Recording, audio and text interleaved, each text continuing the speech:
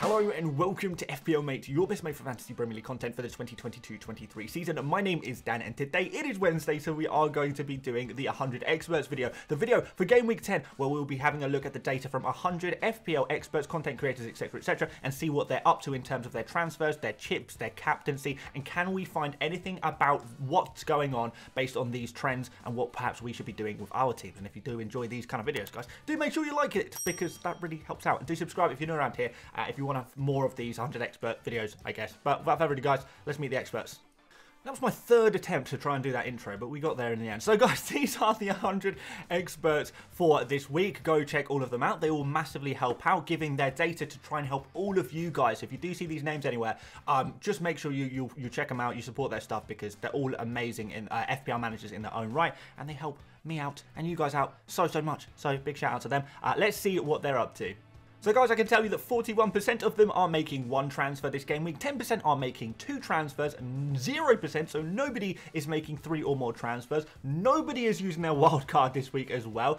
I feel like the wild cards particularly, that's kind of a thing of the past. That's so totally Game Week 9, so totally Game Week 8. Like, leave that in the past. No one's using wild cards in Game Week 10. I think the next opportunity is probably going to be like Game Week 12 or 13 is probably the next time we'll see experts using wildcards. But for now, no. We've got 49% not making any transfer this week, and I believe that is a season high. So the first trend that is sticking out to me immediately is that you don't have to make a transfer this week if you don't want to. This seems to be one of those weeks where the transfer is optional. Hopefully, if you guys have been wildcarding over the last couple of weeks, you're probably going to be in a situation where you like your team anyway. Do you actually need to make a transfer? That's maybe a question you should be asking yourself. And a lot of people are also trying to take that opportunity to try and get that extra transfer, that spare transfer that they can roll into Game Week 12, because we know Game Week 12 with the blanks with Arsenal and Man City, it's going to be difficult to navigate. So definitely an opportunity here this week to roll a transfer and just keep that transfer in the bank ready for in a few game weeks time when you're probably going to need it. All right, so let's look at the overall data. So these are the most popular transfers from everyone in the world. There's some big numbers here indeed. And you can see at the top here, Trossard is the most popular transfer in the world so far as we head towards the Game Week 10 deadline. Foden is up there as well. Trippier, we can see Maddison after his heroics on Monday. He's going to be up there as well. We've got some other players in there as well that maybe you're interested in. And then what we want to know here is there any correlation between these players you see on screen and our experts? Are our experts going for the same kind of players as the everyman, the casual manager, your mate at work? The experts making the same transfers. And I would say yes and no. There are some really good trends from the experts that you're going to see very, very clearly soon.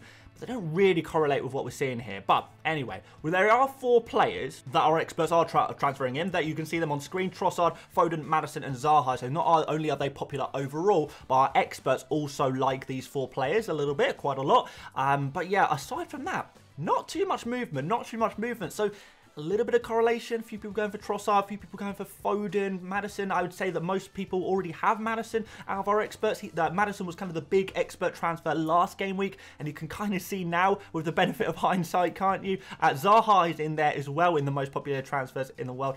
Another player who is being brought in by our experts. But on the other side, there are some players here that are kind of minimal interest, like maybe one manager transferring in, a Trippier, for example, one manager transferring in, De Bruyne among our hundreds. But there are two players on here that there is absolutely zero interest whatsoever. In fact, both of these players are even being sold by our FPL experts. And they are Saliba and Almiron. So once again, yeah, classic FPL mate, still advising people against Saliba, I know. But this time it's not me, it's the experts. The data from the experts is saying avoid Saliba, transfer out Saliba, arguably, because he's just not the one.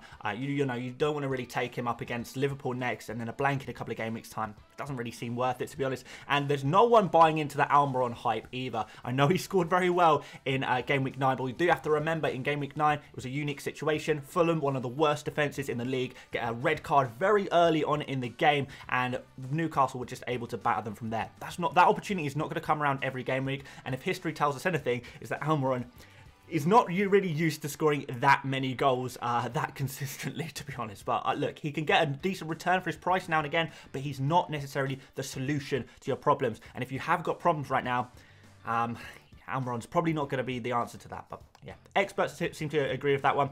Let's move on.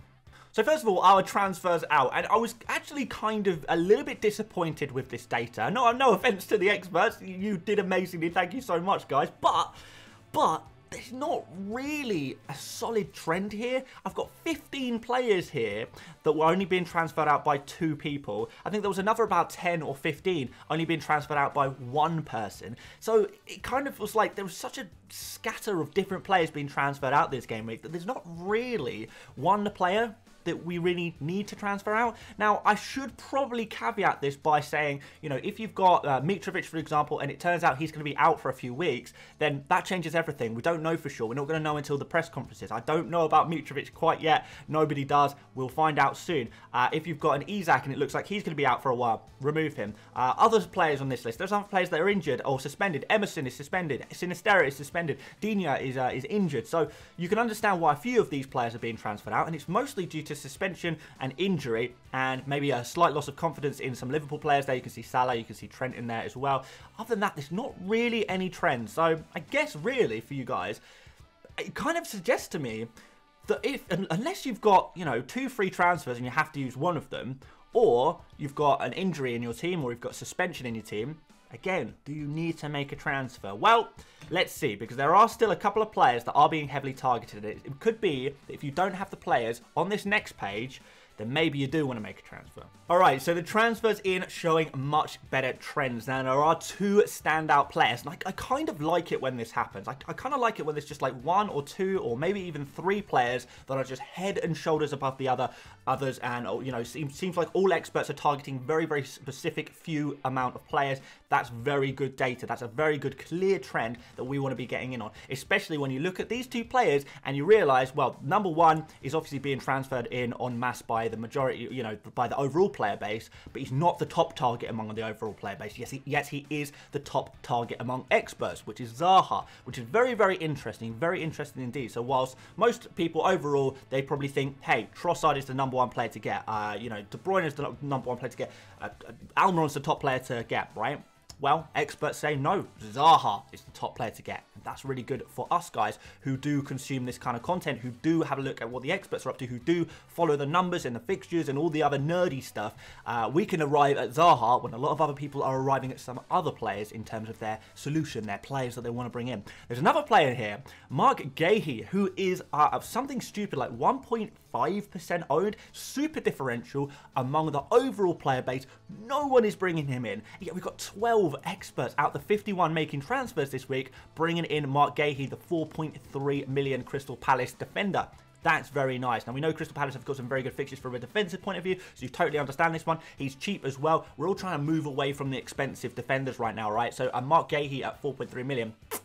Chef's kiss. We love that. Absolutely perfect. So again, really popular transfer in. And then again, after that, not really too much going on. Trossard, 4 people. Is that enough to consider it a trend? Maybe just about. Guaita there. Maddison, you know, Guaita for a goalkeeper. I kind of like that, to be fair. Maddison there. A few people who didn't bring in Maddison last game. We maybe trying to play catch up a little bit.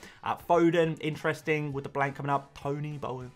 Not real true trends, but Zaha and Gahey are real strong trends there and show us that those are the players that we want to be bringing in.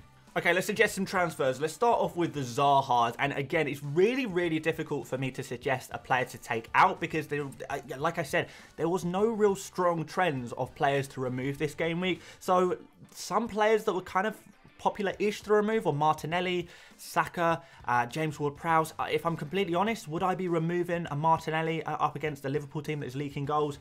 Saka, similar situation. Possibly not, you know, form over fixture is maybe what we kind of want to be looking at there. You know, we think of Liverpool as a tough fixture. Are they a tough fixture defensively? I don't know, but that's pretty much all I could derive from the data. James Ward-Prowse, I think I probably agree with a little bit more. Maybe we don't want to be going for too many Southampton players right now. So maybe if you can do James Ward-Prowse to Zaha, maybe that works. But I think this one is, I hate to do this to you guys, but I think it's going to have to be kind of in your court. You're going to have to figure out for yourself which midfielder that you have right now do you like the least? And that should be the player you transfer out for Zaha. If you've got someone injured, if you've got someone who's, I don't know, rotation risk or suspended, then that's going to be your answer. If not, you're going to have to make it up, I'm afraid. Some other suggested transfers. Again, we're going down the Crystal Palace route. They really are the team to be, buying those players right now. Gahey, again, really popular, really cheap. If you want to downgrade your defender, if you want to downgrade a Trent Alexander-Arnold, for example, then Mark Gahey is your friend.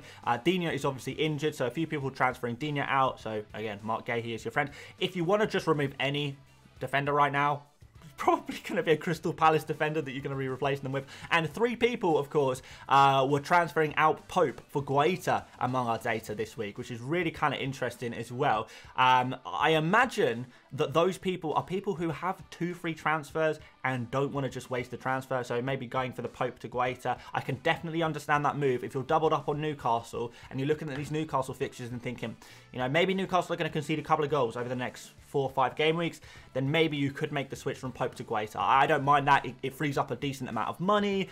You get a player with a better run of fixtures. It's not too bad. I don't mind it. So, but yeah, even Trippier to Gahey, I guess, is an option for you there as well. Kind of similar kind of route. But yeah, that's the kind of suggested transfers from the data. I'm sorry it's not as good as it usually is. We'll try and we can hope that we get some better data next week. Certainly the transfers in are really interesting, but for the transfers out, it's really difficult to say who to transfer out. But at least we can say who to transfer in. Maybe I can help you guys out in the comments section. And finally, the captaincy. And here is the biggest shock of the video. Haaland is the most popular captain. Who saw that one coming? Obviously, his insane haul last game week has had some good influence on some managers. At 97% captaincy rate on Haaland among our experts, which I believe could be a 100 experts video record. I think that's a record. I think the record previously was a 95% on Salah from last season, but now we've got a 97% on Haaland. That's crazy. That's mental. We are reaching new heights. So yeah, absolute no-brainer this week. And the people who didn't go for Haaland, 2 people on Maddison, 1 person on Salah. Actually, no, it wasn't on Salah. It was on De Bruyne. So yeah, 97% on Haaland, 2% on Maddison, 1% on De Bruyne. The Maddisons and the De Bruynes are definitely on fraud watch. Like, I think you guys can agree, they may be on the chopping block, and if Haaland goes nuclear and Maddison and De Bruyne don't do anything, then maybe they'll find themselves out of the 100 experts roster next game week. But look, who am I to judge? 97% gives us a really good number. It gives us a lot of confidence to say Haaland against Southampton. Let's just do it. Let's just do it. Like, just hope you can make up the points for the rest of your team, because the Haaland slot and the captaincy slot is just default at this point. The whole skill of FPL is going to have to be how well do you do with all your other players. That's kind of what situation we're in right now in Game Week 10 of the 2022-23 season. Deal with it. That's what we're going to have to do, guys, I'm afraid. But there we go. That is your captaincy for the Game Week. And there we have it, guys. That is the end of the video. If you did enjoy this one, please do leave a like. Really helps out the channel. And do subscribe if you're new around here. Like I said a little bit earlier, if you are at a loss of what kind of player to transfer out, maybe I can try and help you out. If you just want to leave a comment saying, these are my midfielders or these are my defenders, who would you transfer out? I'll try and answer as many of you guys as I possibly can. Just bear with me. Of course, go check out Fantasy Football Hub if you want to go access some data. If you want to scout for yourself what kind of transfers you should be making in and out. Fantasy Football Hub link is in the description, of course. And yeah, that's pretty much it from me today. My team selection is coming up tomorrow, so look forward to that. And other than that, guys, thank you so much for watching once again, and I will see you later, mates. Bye-bye.